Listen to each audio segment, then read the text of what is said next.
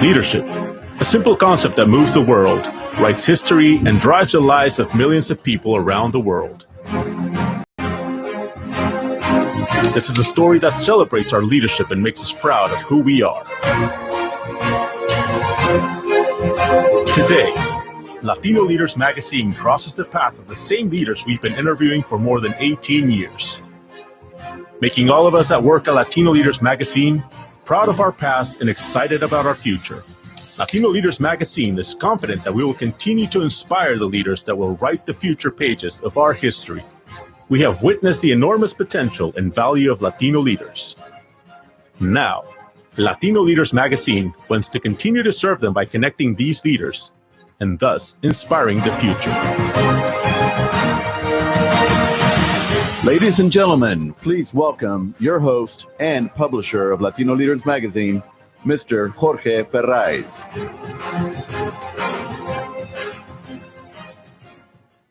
Hello, welcome to the 2020 Maestro Awards in San Francisco from Latino Leaders Magazine. We're very happy to be here this year, like many others before.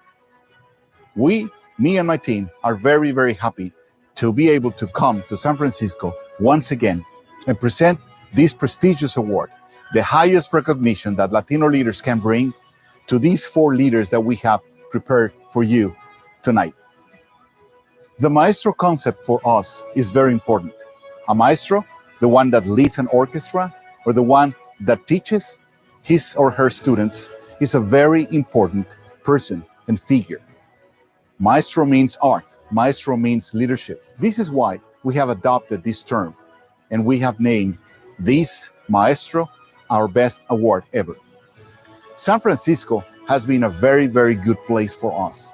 We have found tremendous stories of leadership here. Stories from Latinos in the wine industry in the Napa and Sonoma valleys. Stories from Latinos in the tech industry in Silicon Valley.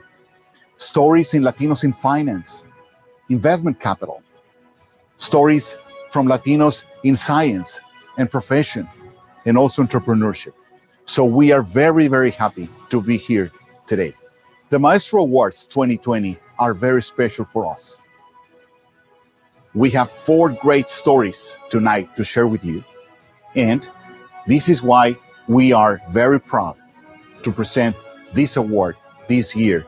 I want to say a big thanks to our sponsors. Our big sponsors have been giving us this support for many years. I want to say that thank you to Southwest Airlines. Latino Leaders team has been flying all over, looking for stories, presenting awards and recognitions to leaders all over the country. BMW, the cars whose stars are aligned with the search for leadership and the support for emerging leaders, as we do too. Clear Lake Capital, one of the most important Latino-owned finance and investment companies. And Coca-Cola, a great partner for us for many years, that also has its objective to support leadership. So to all of you, thank you very much. Latino leaders, the Maestro Awards are possible because of you and your support. So we have 4 great stories for you tonight, great videos that we have made for you, and great opportunities when we came to San Francisco and meet all these leaders to be able to present their stories to you tonight. Thank you very much to all of you watching from wherever you are, and we're very happy that you are with us tonight. So let's start. Hello, everyone. I'm honored to announce that Es Tiempo, 3rd year in a row, will be a partner for the Latino Leaders Maestro Awards in San Francisco. This year will be very special because under uncertain times, the awards will be virtual. And within this video, you go to the link and register and watch from home. During these uncertain times, one thing is for certain. We are resilient, we keep pushing forward, and we continue to elevate and celebrate Latino leadership. The 4 awardees for 2020 are Mark Madrid, George Pla, Danellis Padron, and Alberto Yepez. Felicidades, congratulations, and a special thank you to Jorge Ferraz, the host of the Latino Leaders Maestro Awards. We've made a Southwest promise with your health and safety in mind. And as we wait to welcome you on board your next Southwest Airlines flight, let's walk through what you can expect from us during your travel journey. When you're ready to travel again, make sure you bring your face covering. Customers and employees are required to wear a face covering while traveling. And if you forget to bring one, we'll provide you with one. Hand sanitizer will be available in airports, and our employees will have sanitizing wipes on board for customers upon request. In the airports, you'll notice new plexiglass barriers that support safer interactions between you and our employees. They'll be at the ticket counters, the gates, and our baggage service areas. While moving through the airport, allow plenty of distance between you and others. Many airports now have signage and floor markers to encourage distancing as you navigate through the airport and onto your flight. We ask that you download the Southwest app and have a mobile boarding pass ready on your phone. This simple preparation will limit the passing of paper all the way from the front door of the airport to the boarding door of our airplane. As you prepare for departure, don't forget to grab a snack or a beverage before boarding. We are limiting our onboard service to longer haul flights with the goal of reducing interpersonal contact. You'll still get an assigned boarding position, but we are now boarding in groups of 10 and only using one side of our boarding area to help you spread out. We will continue to offer family boarding while encouraging families to be mindful of the personal space of others. And now more than ever, it's important to remain seated until your boarding position is called to support distancing within the gate area. After scanning a mobile boarding pass, you're all set. Now you can just focus on maintaining physical distancing down the jet bridge all the way until you're seated. When you're ready to fly, we're prepared to welcome you.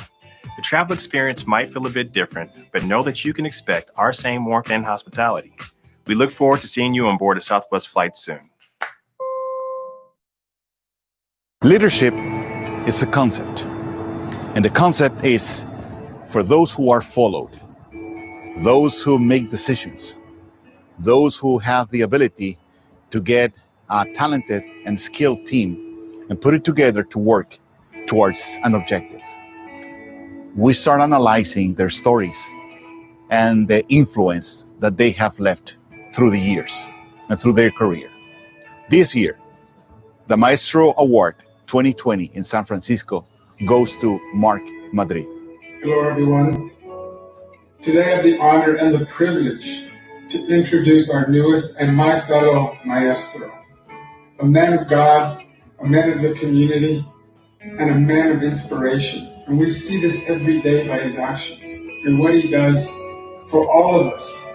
He spreads his love, he spreads his inspiration. And I'm so honored to be introducing you today, Mark Madrid. For what you've been through this last year and the strength that you still have is amazing. You are an amazing person, and I am just so grateful to be part of your circle, to be part of your Maestro circle. So Mark, I would like to provide you with a Maestro award. Maestro. Maestro. Mark Madrid, you are a true inspiration. You are a maestro. Latino leaders come in many shapes and forms. They are sons, daughters, brothers, sisters, friends, and in your case, Mark, you are all of those, and you are definitely a Latino leader.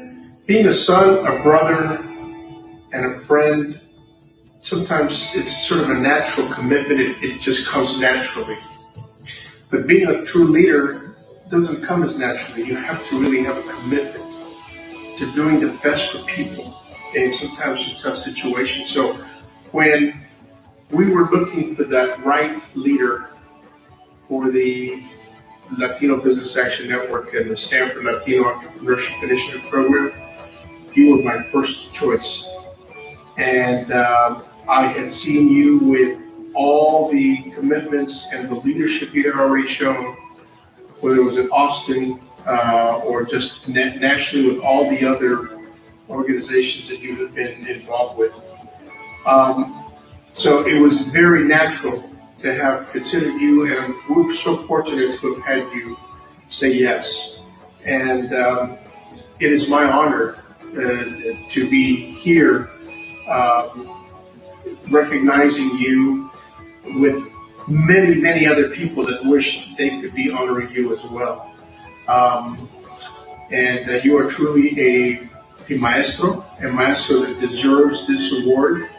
And I will tell you that there's many people, again, that would honor you equally and probably more.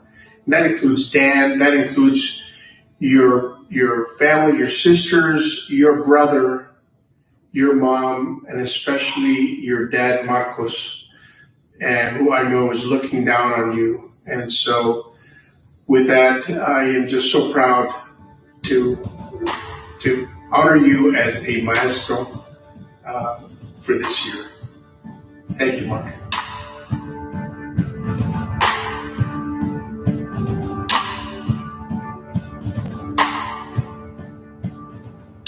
This is a big honor for us in Latino leaders. Maestro of Leadership, Mark Madrid. Congratulations. Thank you. Thank you, Jorge. Latino leaders. Just immeasurably grateful for this prestigious honor. And I'd like to thank my God, my family, the ecosystem of the Latino Business Action Network and the Stanford Latino Entrepreneurship Initiative, of course, friends.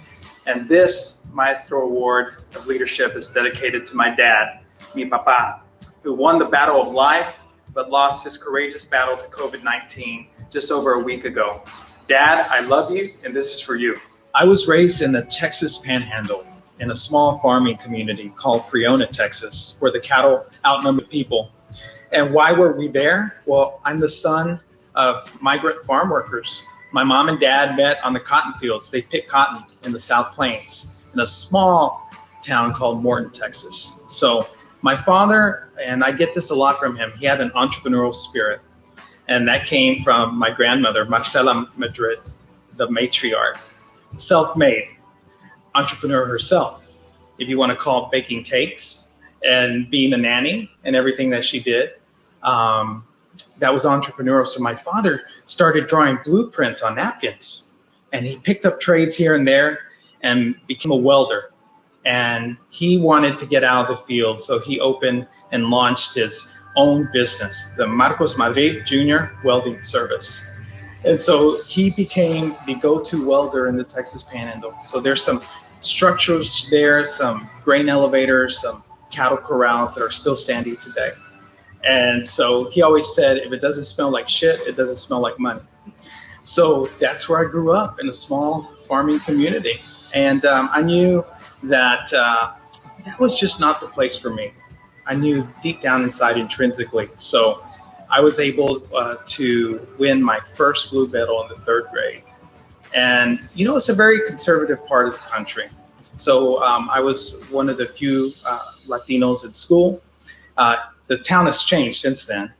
But I felt a little different when I won that first place. And I felt treated differently. And so I thought, you know, education is going to be the way. And I did not grow up in an academic household. I do believe that my parents, they have a PhD in life. But my mom didn't pass the 4th grade. My father barely got into the 9th grade. And so I just continued on that track and was blessed and honored to be the first Hispanic valedictorian in the history of the town. And so that led to a full scholarship at the University of Texas at Austin. It was about 500 miles from my hometown.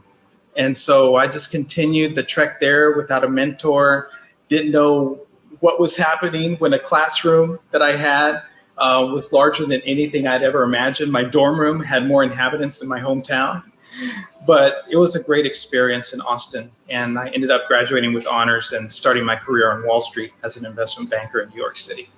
When I was growing up, since I grew up in a small farming community, I wanted to go big. So I imagined myself, what is the biggest city where I could go one day? And that was New York City. And I also had an affinity for math. So I said, I want to be president of a bank one day. So it was always in me, but I became very competitive. I wanted to win. And so in order to win, I had to prepare.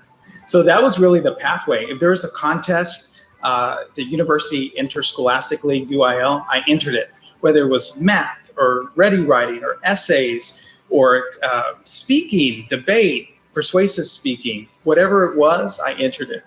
And so that really formed my ganas and grit that carried me through high school. So I would say that I always had that vision of making it to New York City. I think it was just because I wanted to dream very, very big, and ultimately I did make it there. You know, my father, who we just lost to COVID-19, he died just over a week ago. But he always taught me, make the ordinary extraordinary and put your full attention in everything.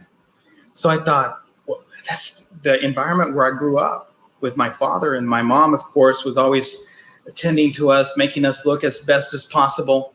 And so I thought, you know what? I really imagined myself at a bank in New York City. That was just my dream as a child. And so when I went to the University of Texas to pursue my undergrad, I majored in accounting. And I didn't know how I was going to get to New York City. A person like me didn't have a roadmap. My parents didn't have that type of direction to give me. So what I did was I said, how am I going to network? I didn't know the art of networking, but I knew that I needed to meet somebody who was in that place, preferably a Latino or Latina. And at that time in 1994, there's not that many Latinos and Latinas on the street in investment banking. But I found one. And I got in touch with him. And it just so happened, I believe that there's no great coincidences. I think that was all God. I call it a God shot. But a Latino came down to the University of Texas and was recruiting for students for a summer internship. And they weren't even at the Macomb School of Business. It was at the Student Union. So it was I was in the right place at the right time. And that led to an internship, which I knew would be a 3-month interview. And that led to that full position with JP Morgan on the street in 1995. So it all happened, I think, through something that I learned about myself long ago is what's going to differentiate you, Mark Madrid? Well, it's integrity, which I get from my family. It's about a business mind. And now that's transformed into a servant heart. And the third thing is fanatic discipline and energy. So I didn't have the roadmap, but I had the fanatic discipline and energy. And by golly, I got there. And I'm very thankful for that experience. Leadership, I feel, is like character. Leadership is built when no one is watching. And what I mean by that is I come down to some core principles that I have realized really form who I am, because everybody's unique. So this unique story is about, it has to start with integrity, making the right call, even when times are difficult. And I come back to that fanatic discipline and energy. I am a creature of habit. So I have the same routine every single day. I wake up just before 5. To be honest with you, it's about 4:45 every morning without fail, even the weekends. And so I also have to exercise daily, go for a run. I check emails at a certain time of the day. And that over many, many years has formed the discipline that can really carry through any circumstance. One of my favorite phrases is go the extra mile because there's no traffic there. And so that's exactly the way I'm engineered, so that when something happens that is not linear, that is unexpected, that I take more of an approach of, instead of being reactionary, be proactive. My father, who I lost about a week ago, taught me to prefer chess over checkers. And so chess, checkers is like a street fight. You just don't want to be conquered. But playing chess means that you're positioning the board for conditions to win. It's about winning the long time war. So that's the way I'm wired. The way things have happened to me, unfortunately, the unfortunate thing, the setbacks, they've all prepared me to be nimble, to be agile, and it all starts with that discipline and energy, with a bedrock of integrity. That's how I define leadership. Growing up in a small town surrounded by cattle, I never thought that I would be in this position today to serve as CEO of the Latino Business Action Network, LBAN, that collaborates with Stanford University. It is the highest honor to serve in this position because of what LBAN represents. Our goal is to double the number of 10 million, 100 million, and $1 billion Latino and or Latino-owned companies in the U.S. by 2025. And so I can't think of a more purposeful goal than that, because Latinos and Latinas are driving the American economy. That's the bottom line. And so when I take a look at our scaling program in conjunction with Stanford Graduate School of Business Executive Education, we've graduated 654 scaled Latino and Latina entrepreneurs for that program. And combined annual gross revenues for that group is over $3.3 billion. So imagine that. Getting these entrepreneurs together, many of them have said and shared with us, wow, we've never been surrounded by this many scaled Latino and Latina entrepreneurs. Is truly meaningful, and it's going to change this country. It's going to create some energy for future Latino and Latina entrepreneurs. It's going to shift the narrative of us driving the American economy, which we are. I think that's very important. So I can't think of anything more purposeful than that. And so we're delighted to have a great board led by Victor Arias and Professor Jerry Porras, and some other dynamic board members that are there, including two past recipients in this Maestro's Award, Professor Jerry Porras and Guillermo Diaz, a great team, and those Latino and Latina entrepreneurs, the heartbeat of this country. We're excited to advance and achieve that goal. Latino leaders, Jorge, this is one of the highest honors of my life. It comes at a time when my family is mourning, but I think about my father and what he would tell me is say, you've got to keep going. So when I saw the maestros of the past, I thought, these are people that I want to emulate, that I respect and admire. I've also appreciated what you've built at Latino Leaders over the decades. And so being in this position, I'm almost pinching myself, is this reality? Because it has taken so much grit and leaning into so many warriors over time. And I'm just really excited and honored to be wearing this. I'm very, very grateful.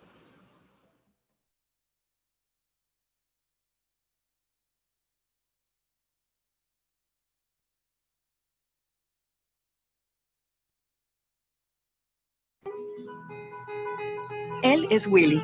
Está en camino al trabajo en Alaska. Él es John. Está en camino al trabajo en Nuevo México. Willy y John trabajan para nosotros. Una empresa que emplea a más de 90,000 personas solo en Estados Unidos. Somos Coca-Cola Company y somos mucho más de lo que nuestro nombre sugiere. Somos una empresa de té orgánico, una empresa de jugos de alta calidad. Tenemos bebidas para los días largos, para cumpleaños, para nuevos comienzos. Y todos nuestros productos dependen del mismo elemento del que todos dependemos, agua limpia. Por eso John lidera nuestros esfuerzos para reponer cada gota de agua que usamos. Nuestros negocios prosperan cuando nuestras comunidades prosperan. Y por eso ayudamos a que la universidad sea una realidad para miles de estudiantes. Hoy, las empresas necesitan hacer más. Y John y Willy intentan hacer eso. Gracias por escuchar. Nosotros también estamos escuchando. Professional achievement is something hard to find. That's why the category of the Maestro Award for Professional Achievement is designed to recognize those that are following the exercise of a profession.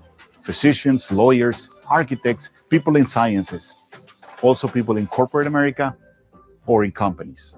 This year, the San Francisco Professional Achievement Maestro Award is going to Alberto Yepez. Good afternoon. My name is Peter Villegas with the Office of Latin Affairs with the Coca-Cola Company. And we are very proud to be here today as a sponsor, helping Latino leaders share their inspiring and successful stories. We need to continue to educate the next generation and make sure they are aware of the range of opportunities that are open to them in the future. Anything from education to business to a trade to politics to sports. We need to help them become empowered and independent so that they can make a positive contribution to their community. Because of this, Coke makes a strong effort to support the dreamers in our workforce. We want to be sure they're successful and continue to make positive contributions, not only to Coca-Cola, but to their communities and society. Internally, it's incumbent upon us in the Office of Latin Affairs to be viewed as a business partner with the Hispanic segment, and one that will always be willing to challenge Coca-Cola to do what is right. Thank you for watching, and I hope you enjoy the rest of the show. I want to congratulate Alberto Yepez on his Professional Achievement Award. Well deserved. Thank you very much. I was born in Arequipa, Peru, and my father was a lawyer, and I always liked numbers. And I went to a Jesuit school in Peru, in the city of Tacna.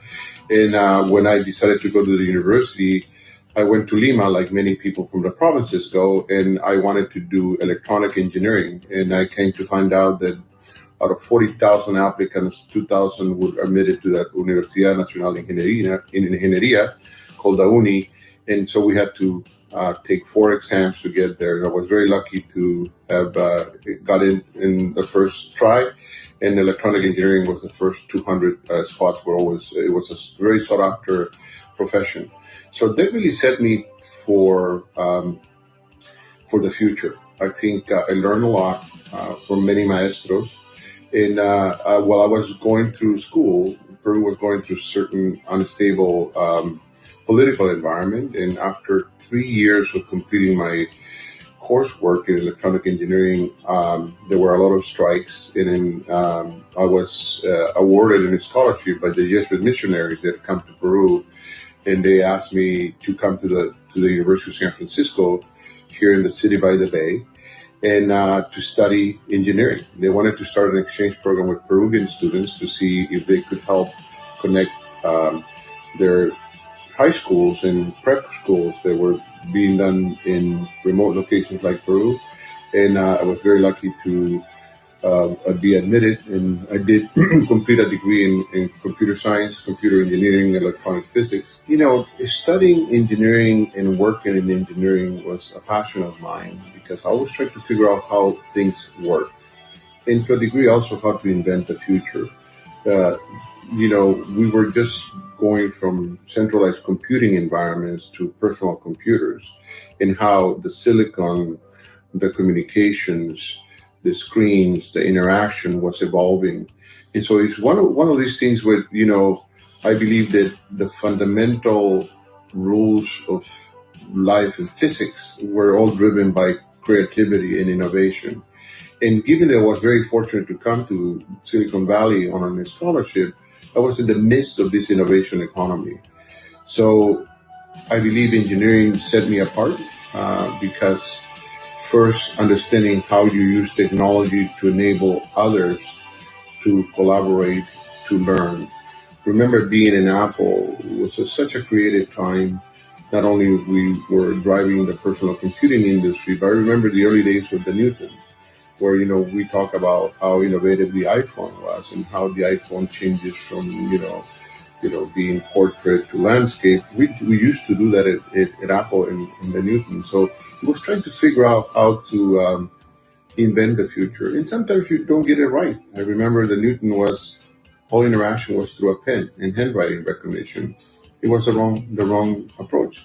But always that idea that you can try to change the way people interact, collaborate, learn through the use of innovative technologies and clever engineering was something that was a big drive for me.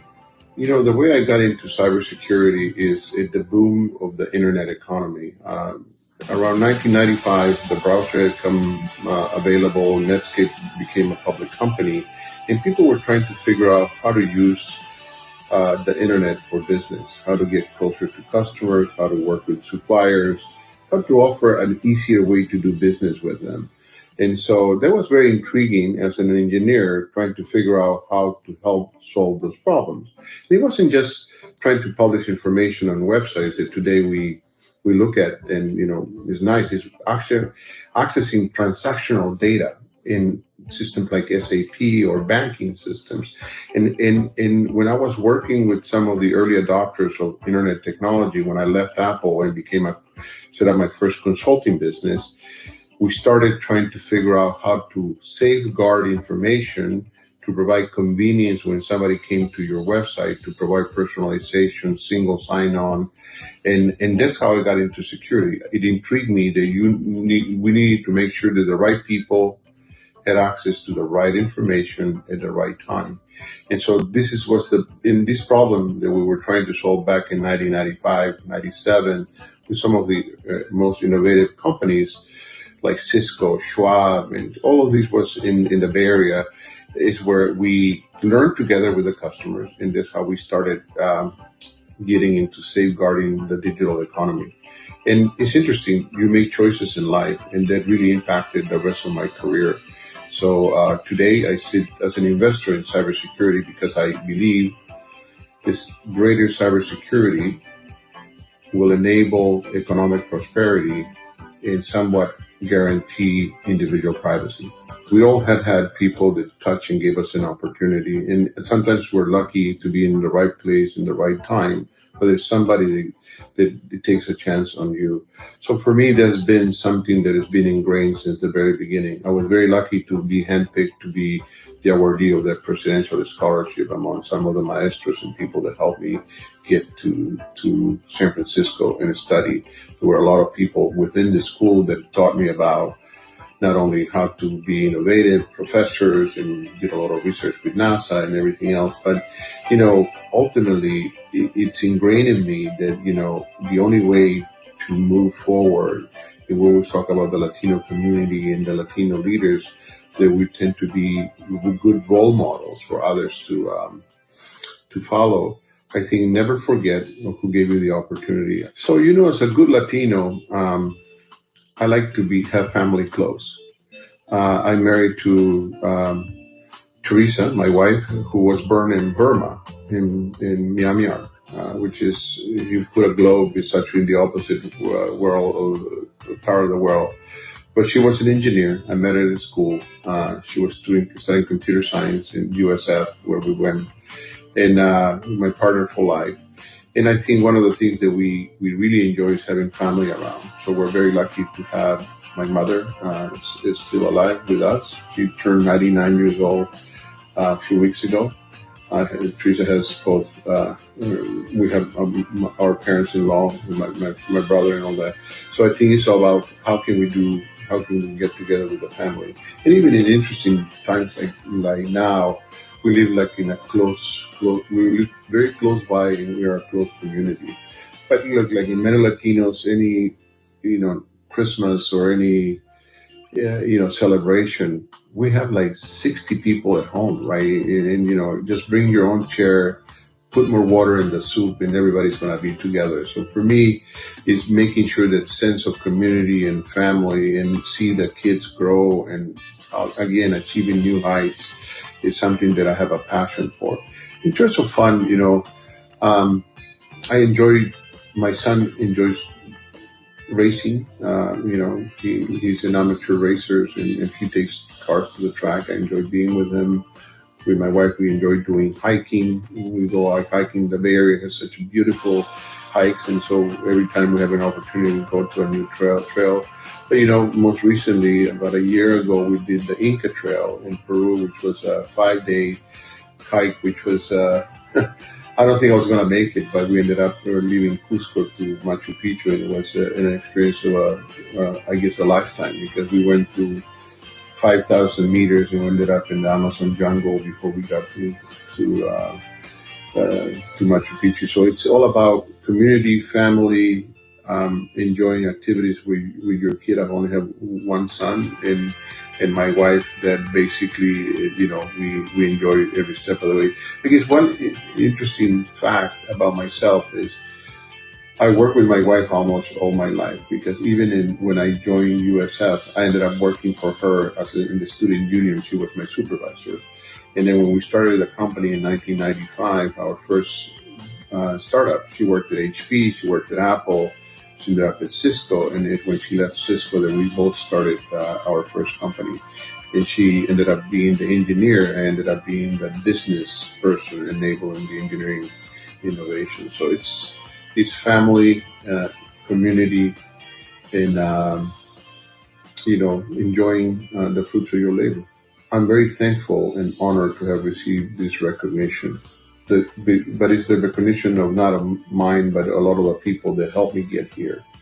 And the title Maestro is very, very precise, because along the way we had people that taught us many things on how to do business, how to be a good engineer, how to be a good manager. And being a maestro and receiving a Maestro award is a responsibility, because I believe we are role models for others to come, and hopefully they'll be better than us, and we'll continue to increase the chances in our community. But I commend what Jorge and the Latino Leaders team does for recognizing success, for telling our story, and inspiring others to reach new heights. So thank you very much for the honor, and looking to pay it forward until it's time to go. Thanks.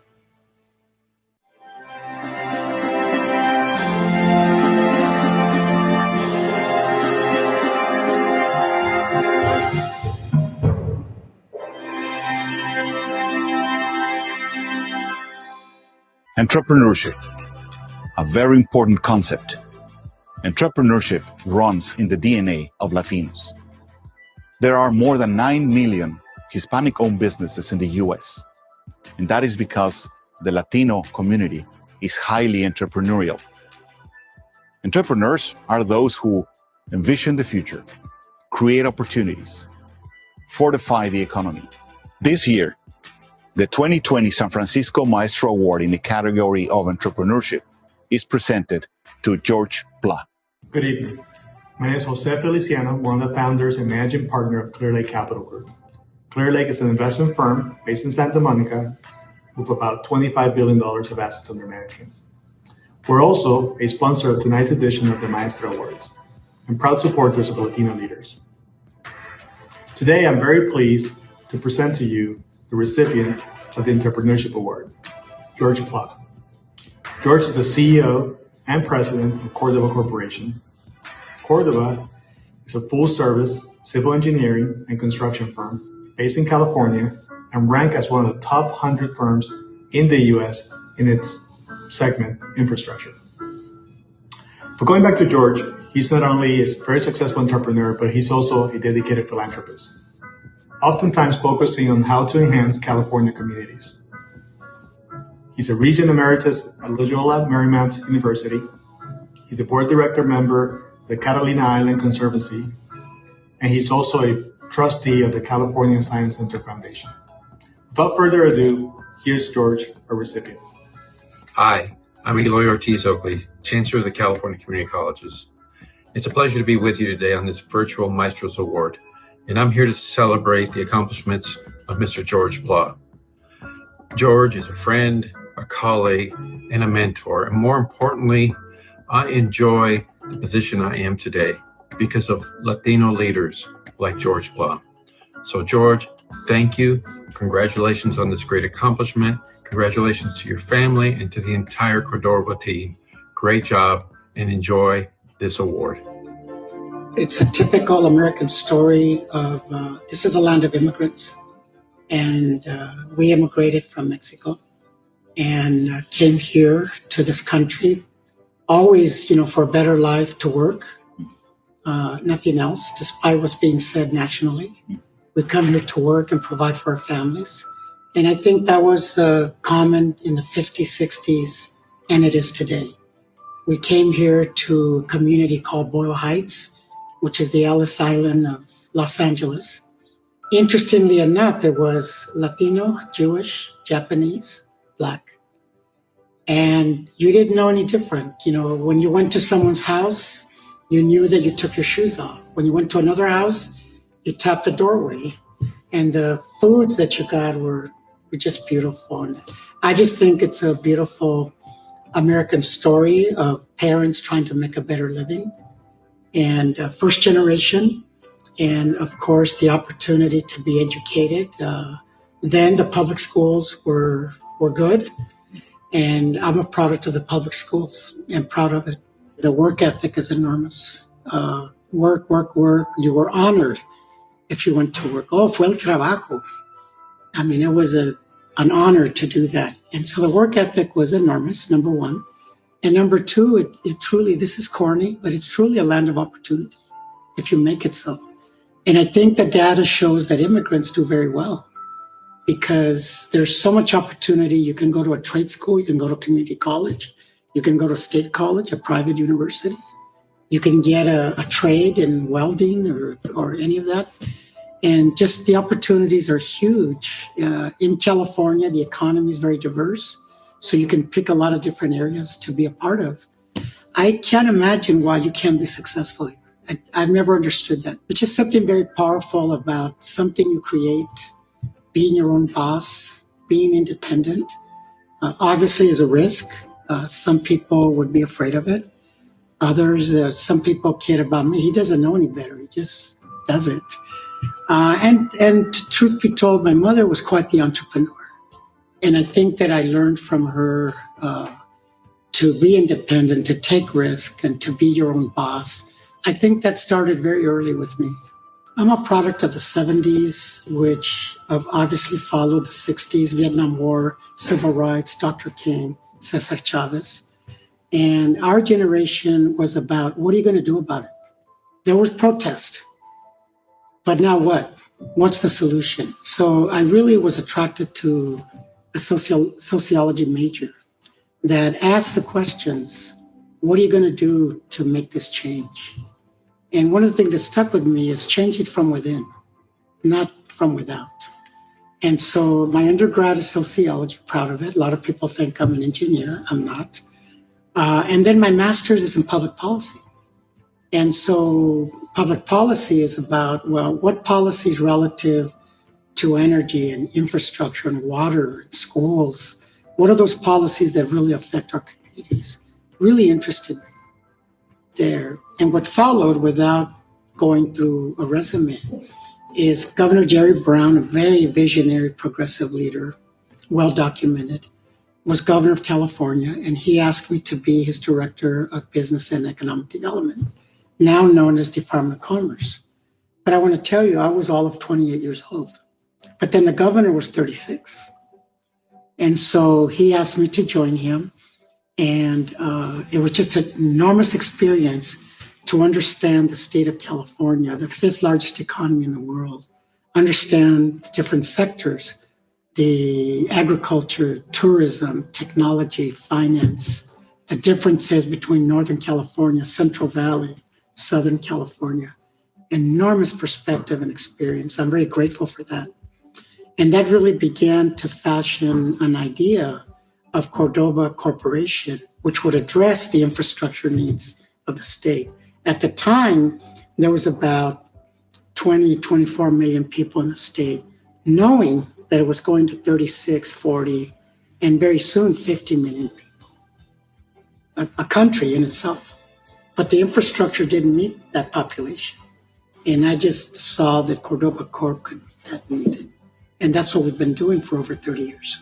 We first started as an urban planning firm that would create plans in transit, in water, in schools. And, a lot of people will say about, vision. I don't believe that you can envision anything for the next 5, 10, 15, 20 years. They evolve.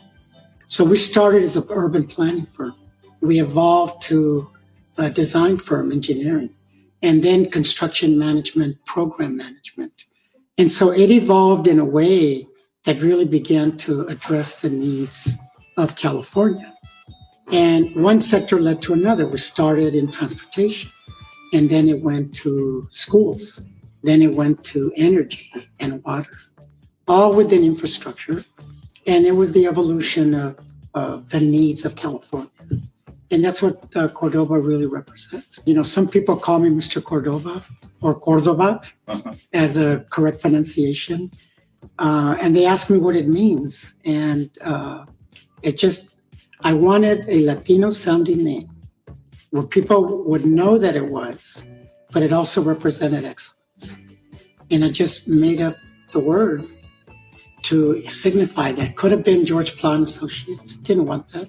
I wanted to have its own identity and that it would be Latino owned. Now, having said that, out of our more than 400 employees, we look like America. The coalition is made up of everyone that represents what California looks like, all ethnicities. And I think that was always the dream that I had. Typically in the company, after 30 some years and a lot of success, and we're blessed, the idea is to retire and go into the sunset and or sell and or merge and or go public. I'm not interested in any of that. I have said they're going to have to carry me out. I'm not selling, I'm not retiring. I think the needs are so great that this company can continue to grow and continue forward well beyond my own lifetime. In no way do I think I'm Steve Jobs or Walt Disney, but those organizations have continued on. So when you have a strong culture like they do, and I think we do, there's no reason why it can't go forward. Now, there's other things you can do that go along with that. I've written a book called Power Shift that documents the development of Latino community in California. I think that's a story that needs to be told for all communities. It's an American story. We are in the midst of, and it went very well, book one. We're writing Power Shift 2 that talks about current leaders given the issues at hand today coming out of Washington and all the issues, negative and positive, that are going on. Power Shift 2 is going to document that for the benefit of students to know their history and know their issues. That did not exist. There's legislation in California mandating ethnic studies in the curriculum. Did not exist. What do kids study? George Washington, Abraham Lincoln. But who else made an impact? In all communities, African American, Latino, Asian communities. I think that we can do things that supplement and reinforce those messages for our young people and for the future. What does that have to do with Cordova? It's part and parcel of the culture that we create, that we have a day job that includes making a difference where you live and where you work. Well, I think fundamentally from day one was the love of your family and raising your children and your grandchildren and great-grandchildren. We've been very blessed. Everybody's healthy. It's a great joy when you go home every day. I think I have an enormous balance in my life of work and home, number one, and I enjoy that immensely. I love to read. I love the ocean. I love sports. And people, I generally think that you must be a workaholic. And the fact of the matter is I'm home for dinner every night. I don't work on the weekends. But I do get up early at 4 o'clock every morning and start early. Enjoy that very, very, very much. And so I have a very good balance of work life that I think people maybe realize too late in life. I'm very fortunate that I realized it early on, and I practiced that. In terms of the bucket list, I think that the second book we're working on, which is going to be followed by a documentary of this, is an American story that can be a national story. We're going to do that. We have a third book coming that'll be on national politics as well. So it's a trilogy that we're working on, and I think it's important work, but it's a lot of fun to do. And then we have an institute at Cal State Los Angeles, a public policy institute, that we are beginning to create that probably will open at the next year. And again, I don't see it as silos, the book, the Institute, Cordoba. To me, they're all one and the same. And that is within the realm of public and private areas that affect people's lives. It might be real corny or maybe presumptuous, but it's something that I've enjoyed my entire career. Congratulations. It is my pleasure to give you this. Thank you very much. And now, please. Well, this is a great honor for me. I think it's a recognition of a lot of work by a lot of people. Why I get to want to accept this award, it's making me emotional because it's a national award, and I appreciate very much to be a recipient of this.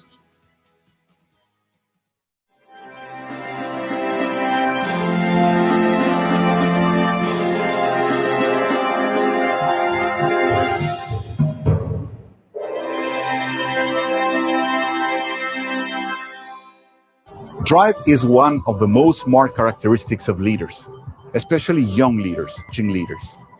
This is why we are very proud to have this partnership with BMW, whose tagline is the ultimate driving machine.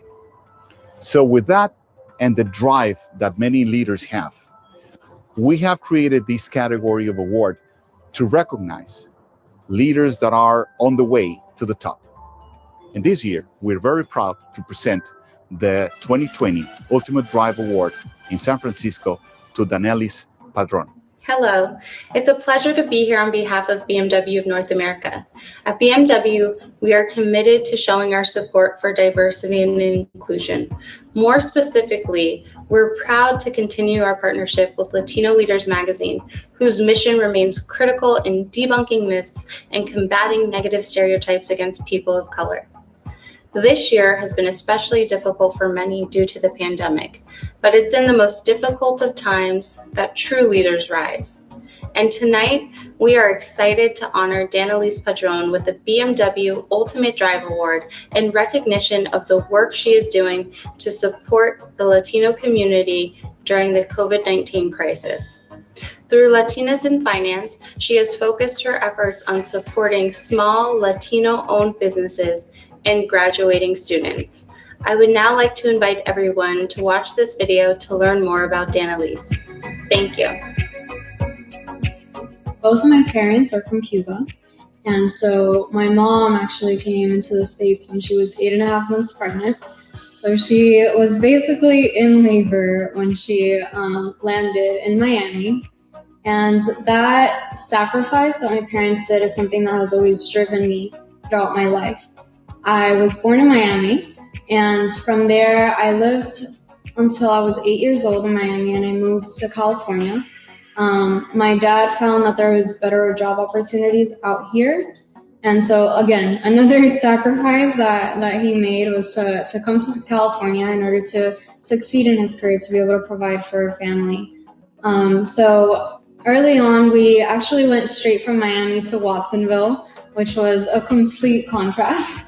And then later we moved to Sacramento. So I did most of my schooling in Sacramento. There I met my math professor and my economics professor, who both really pushed me, Mr. Sanchez and Ms. Manasso. And they both fueled my passion when it comes to economics. That's when I started to learn about how it is that the world functions, how it is that we can use our money for good, for bad, for whatever intentions that we have, and that really drew my interest.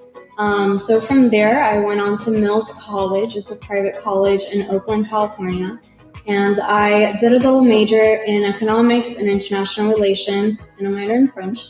And so, again, it was amazing to just learn more about how it is that our motivations can fuel the decisions that we make, the financial decisions that we make, how it can shape our world.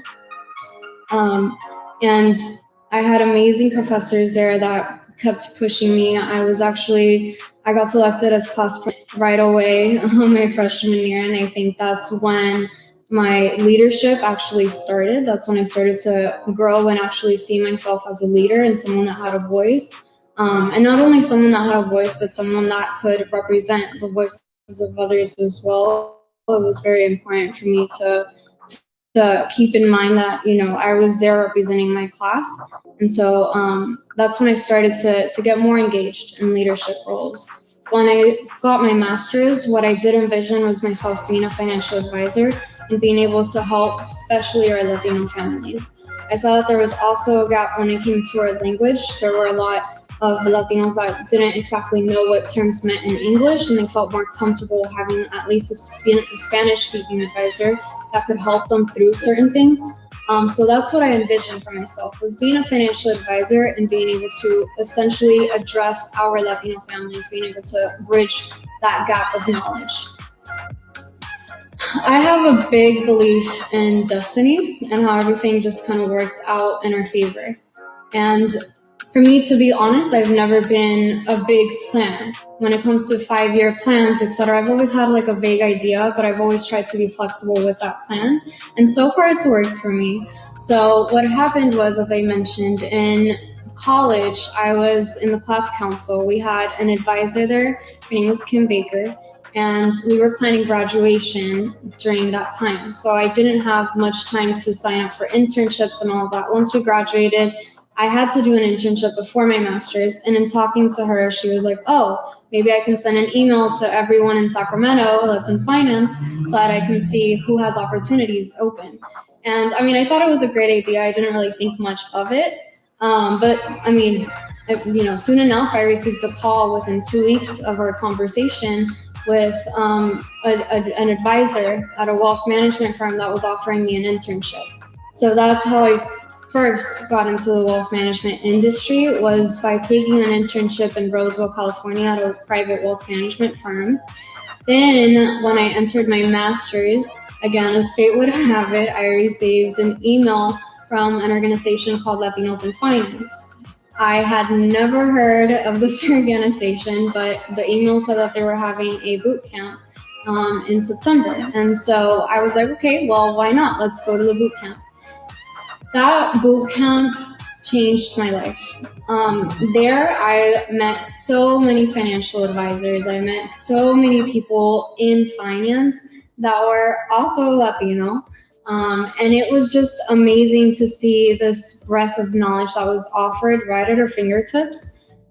There I also met Claudia Rivas, who was one of my mentors, and she really was a key to getting me a step, or getting my foot in the door when I came to landing my first full-time financial advisor role within wealth management. Once I came to Latinos in Finance and I met the team at the boot camp, from there I also made another beautiful connection with Veronica Janelle, who was then leading Latinas in Finance. And so we had coffee soon after that, and again, she just landed me this opportunity to lead Latinas in Finance, which at the time I didn't fully understand. I didn't, understand like what the purpose was behind Latinas in Finance, like what I was supposed to do with it. But once I landed into that first full-time role in my first wealth management company, I noticed that I was one of the few female financial advisors. But not only that, I was the only Latina financial advisor in my office. So that's when it just clicked, when it came to what my purpose was with Latinos in finance. And so I realized that there wasn't just a gap when it came to knowledge within the Latino population and how to manage their finances. There was also a gap with our Latinos getting into the industry of finance.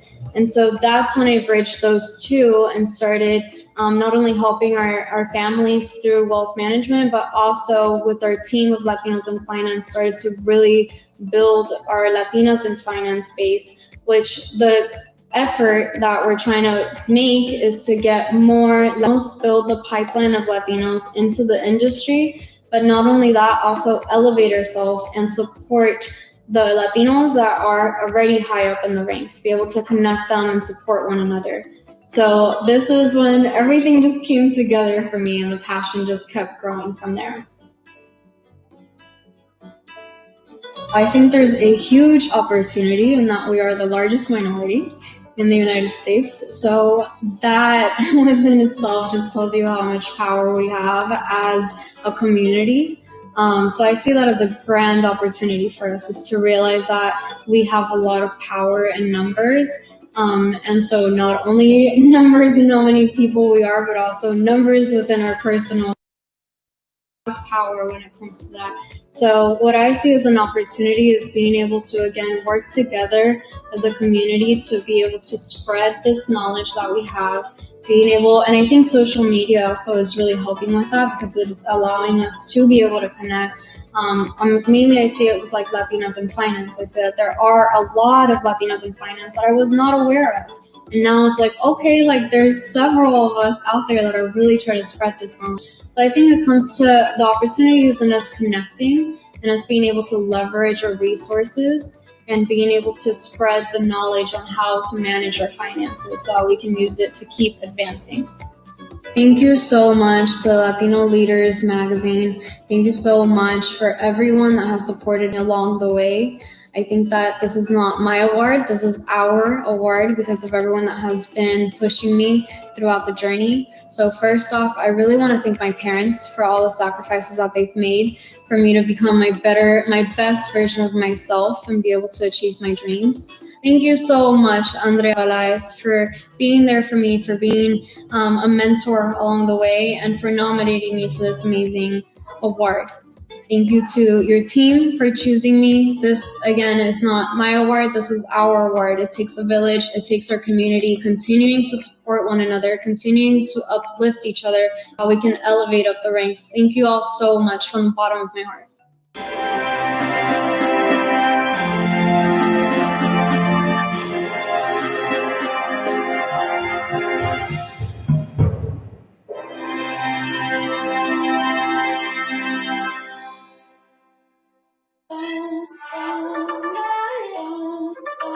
And now, as a tradition for the Maestro Awards for Leadership, we always have a winery invited. And this year, we are very honored to have the winery of Mario Bazan Cellars, which has a tremendous reputation for good wines.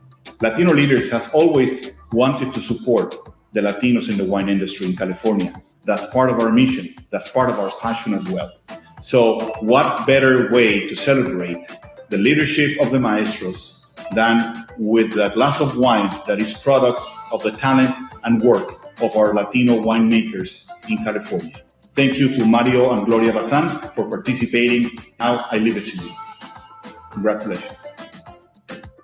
We want to celebrate all the awardees, and we are very excited for all of you. Congratulations.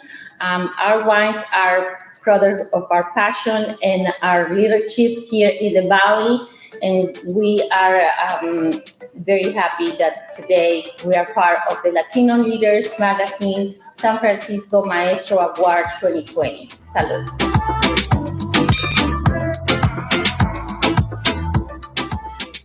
This has been a great occasion for us to bring these powerful stories for our Maestro Awards in San Francisco. Have been a great honor. We will always keep looking for the Bay Area and San Francisco for inspiration in bringing these great stories to our magazine, to close to our followers and readers. Thank you very much for being with us tonight. The 4 awardees that we were able to recognize tonight were amazing, and I'm sure you shared that with us. So thank you for being with us. Thank you to all our sponsors again, Southwest Airlines, BMW, Clear Lake Capital, and Coca-Cola. Thank you for your support. And we will be keeping these great stories in our heart, in our soul. We will come back next year to the Bay Area to share some other stories in this region. For now, I thank you and good night.